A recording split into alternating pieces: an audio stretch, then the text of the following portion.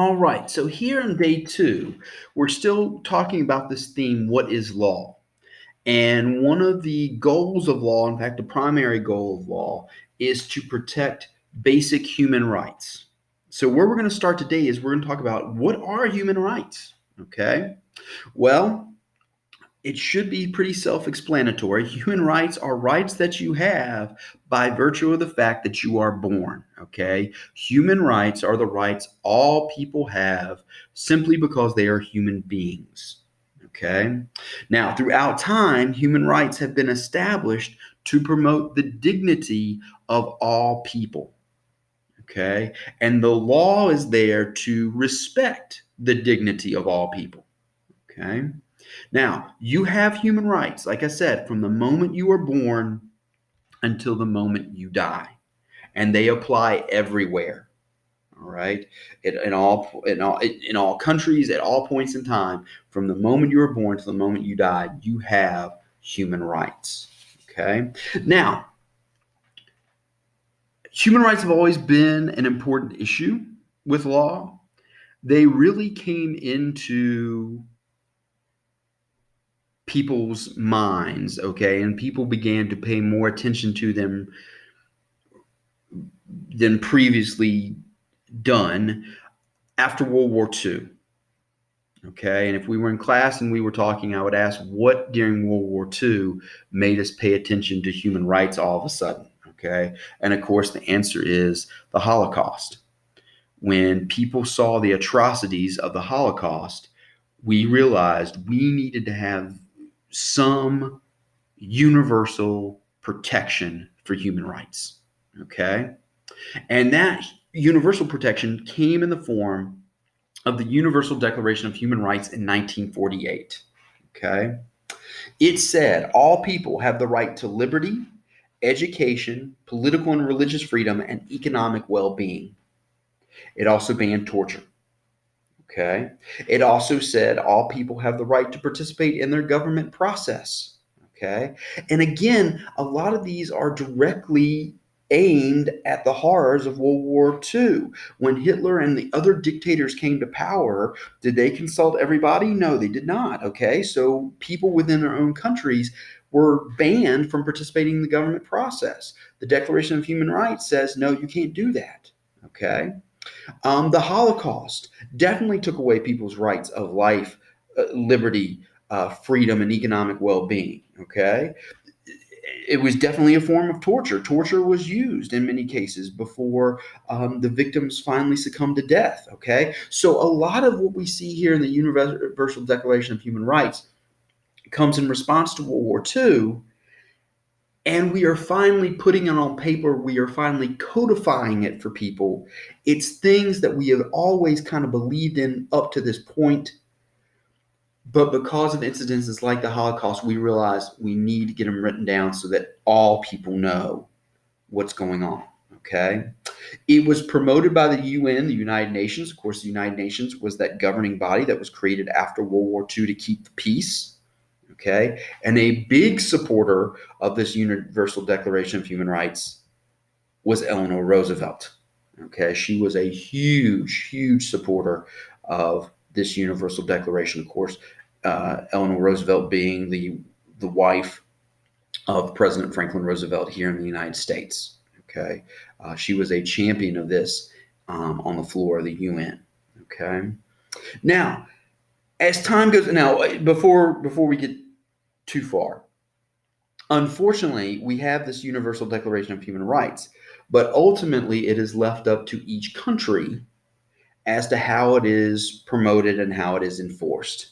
Okay. For example, once again, the segregation laws in this country were definitely denying people the right to liberty and freedom and economic well being. Okay. So you are going to see inequalities across different countries about how it is enforced. Okay. And it is interesting to see how people justify some of these inequalities. But this is what we're trying to put down on paper, what we're trying to get everybody to agree to. But how they ultimately carry it out is going to be very, very individualized. Now, over time, as great as the Universal Declaration of Human Rights is, people want to be more specific, and they want to try to codify things, and they want to try to explain things a little bit more. All right. So, and I'm just going to go through these real quickly. You have the International Covenant of Civil and Political Rights that is expressly written to protect your freedom of speech, freedom of religion, and freedom of the press. Okay. It is also expressly written to protect your right to participate in the government. Okay. So this piece of legislation is specifically dealing with your political rights, okay, and our First Amendment rights. Then you have the International Covenant on Economic, Social, and Cultural Rights, all right, which was done to stress things like adequate education, food, housing, healthcare, protection of property and employment in safe conditions at adequate salaries, okay? So moving away from your political rights to your social rights. Okay, and here this one is very, very interesting about how it is interpreted throughout different countries. Okay, in a communist country, they would argue that they are living this covenant because they are making everybody equal. Okay, other countries will look at the Soviet countries or the communist countries and say, no, you're not. Okay. If you are making everybody equal, you are making them equally poor. All right. What you think is adequate isn't. All right. So here's where we see some discrepancies among countries, especially when it comes to these social values, these social rights. Then a group came up. So we have universal human rights, which is good, but who do they apply to? And this group says, what these rights or who these rights seem to apply to are adults. What about children? So we get a convention on the rights of the child, okay, which is supposed to apply to children everywhere. It's the right of children to receive an education. It's the right of children to be free from exploitation, okay? So this group decided, hey, we need to protect children. Children aren't really included. Children don't necessarily have the same political rights as adults have, but they need to be protected. Okay. Children aren't going to be forced to work in factories like adults. Okay. So this employment at safe conditions with adequate salaries, that doesn't really apply to children. But you know what? Children need to go to school, and we need to make sure that their education is good. All right. So we're taking this concept of human rights and applying it to children with this. Now, the U.S. often agrees to universal declarations of human rights, but they do so with reservations. Okay, they do so with reservations. A reservation is a legal way of making a provision less enforceable than it might otherwise be. Okay, and the reason you would do this is you agree in principle with what is being stated, but you might be uncomfortable with the specifics of it. Okay, for example, back to the International Covenant of Economic, Social, and Cultural Rights. We might agree that everybody needs adequate education, food, housing, healthcare, protection of property, employment, safe conditions, and adequate salaries. But our view of what that adequate level is might differ from, say, the Soviet Union or a Middle Eastern country. Okay. So that's why I say we would agree to that, but we would reserve the right to enforce it our way. Okay. And in some cases, it makes it less enforceable, but in some cases, it makes it more enforceable, or you're going to enforce it with more vigor than maybe some other people. Okay. So that's what a reservation is. Kind of you agree in principle, but you might disagree with the specifics. Okay. Now, back to human rights. So we had these universal declarations of human rights. Now, human rights are standards that all countries can use when writing laws. All right. That's one of the benefits of having universal declarations is any country, like if a new country is created, they can go to this universal declaration and use human rights as a basis for writing their own laws. You guys did this, by the way. I was hearing several groups that were discussing that, you're not going to rape, you're not going to murder and stuff like that. Those laws that you created are in response to your view of human rights. Okay. So in the group project, you were using human rights a lot of times as a basis for the laws you were coming up with within your groups, within your society. Human rights can become part of international treaties. Okay. In fact, this is where the U.S. comes into play. A lot of times, U.S. will sign a treaty at the end of a war, but they will do so only if the surrendering country agrees to protect human rights. Okay. We did it in Japan. We've done it in some Middle Eastern countries as well. All right. But we want guarantees that human rights will be protected. If human rights are included in a constitution, they become law. Okay. If protection of human rights is expressly written in a constitution, it becomes law. Okay. If it is included in that official document. Human rights include cultural rights, okay, a right to your own culture, but they are also not absolute, okay. This is probably a poor example, but it's a good example. If your culture promoted human sacrifice, like let's say that you came from a culture that had a historic precedence of human sacrifice, you would definitely have the right to acknowledge that. Historically, I mean, you would definitely have the right to acknowledge it. You would definitely have the right to be proud of your own culture. However, that would probably not give you the right to practice it in, say, a country like the United States, where we have laws against killing and murder. All right. So even though there's a historical precedence to your culture, okay, and at one time maybe your culture practiced human sacrifice, or I'm thinking like some of the tribes in Africa that often would do shrunken heads. Okay, they would take prisoners and cut off their heads and create shrunken heads. Certainly, you can acknowledge it. Certainly, you should be proud of other aspects of your culture, but it's not an absolute guarantee you would be able to practice all those rights. Okay, like killing a person to shrink their heads. Okay, that's not going to work. Okay, that's not going to work. Individual rights are important, but they must be matched by social responsibility. Again, it kind of goes with what I was saying here with your cultural rights. It is important to acknowledge your past, okay? It is important to acknowledge what you think is important. But if your rights violate the rights of others, you are not going to be able to do it, okay? And that's one of those conflicts, trying to protect the rights of the minority while respect the will of the majority. Okay. Again, probably a very poor example, but I'll give you another example here.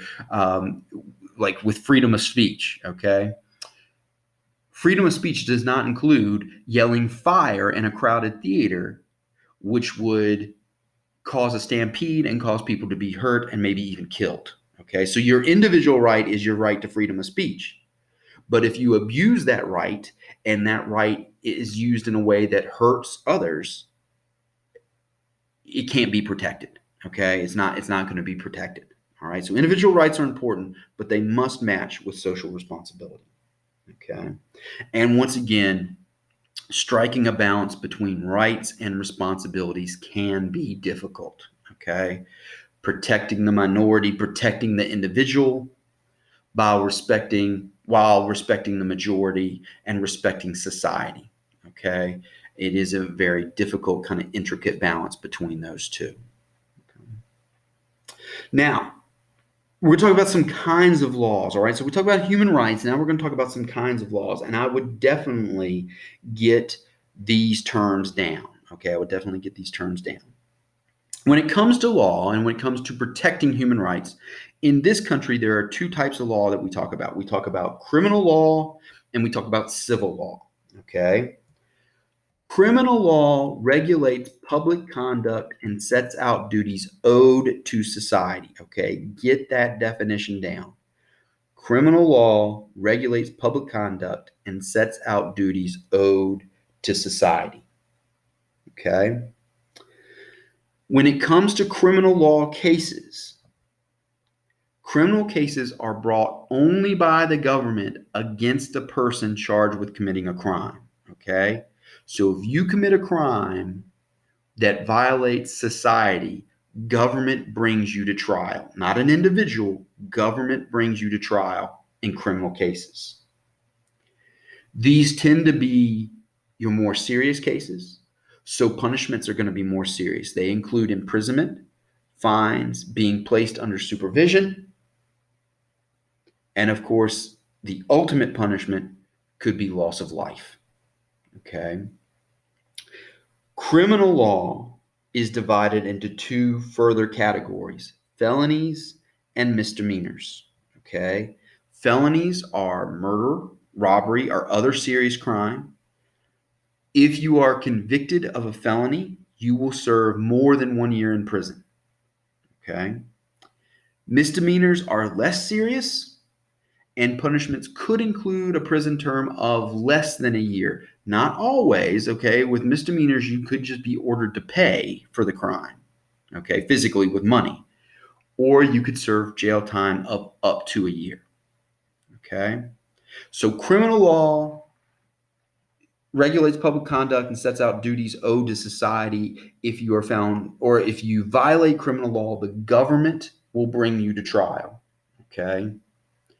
And how serious your crime is determines if it's a felony or a misdemeanor. If it's a felony, it's more serious, which means more serious punishment. If it's a misdemeanor, it's less serious, which means a less serious punishment. Okay? Be sure you have down the definition: criminal law, felony, misdemeanor.